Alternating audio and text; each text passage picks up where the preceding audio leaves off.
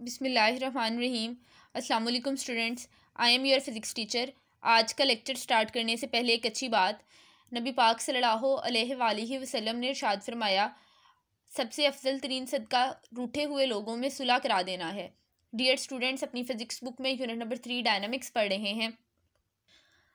अपने last lectures में हमने सेकंड लॉ ऑफ न्यूटन पढ़ा, जिसमें हमें पता चला कि अगर कोई बॉडी जिसका कोई ना कोई मास हो, उस पर अगर कोई फोर्स लगती है, फोर्स अप्लाई होती है, तो उस बॉडी में एक्सीलरेशन प्रोड्यूस होता है।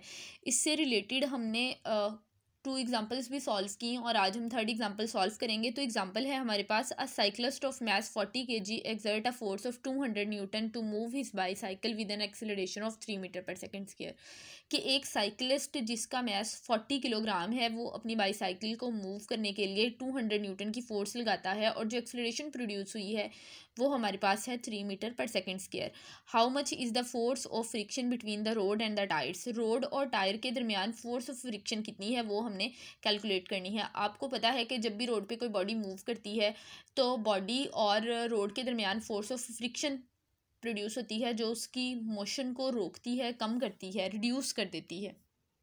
हम इसी फोर्स ऑफ फ्रिक्शन को कैलकुलेट करेंगे जो रोड और टायर्स के दरमियान है। तो मैस है हमारे पास 40 kg, एक्सेलरेशन जो प्रोड्यूस हुई है वो है 3 मीटर पर सेकेंड स्क्वायर।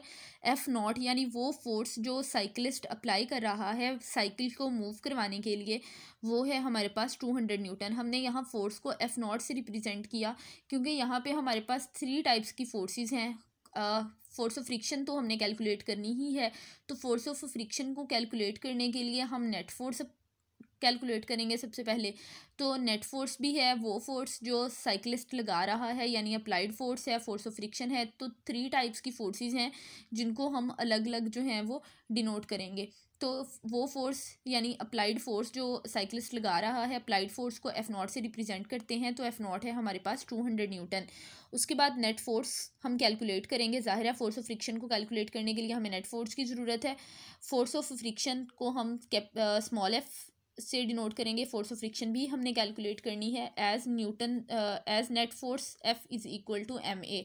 हमने सेकंड लॉ ऑफ न्यूटन में पढ़ा था कि F is equal to M A होता है। हम सिंपली वैल्यूज़ पुट कर देंगे। मैस है हमारे पास 40 kg, एक्सेलरेशन है हमारे पास 3 मीटर पर सेकेंड स्क्वायर, जो कि हमें दी गई है यहाँ पे हमारे एग्जाम्पल में। तो हम इन दोनों को सिंप्लीफाई करेंगे तो हमारे पास आ जाएगा 120 न्यूटन।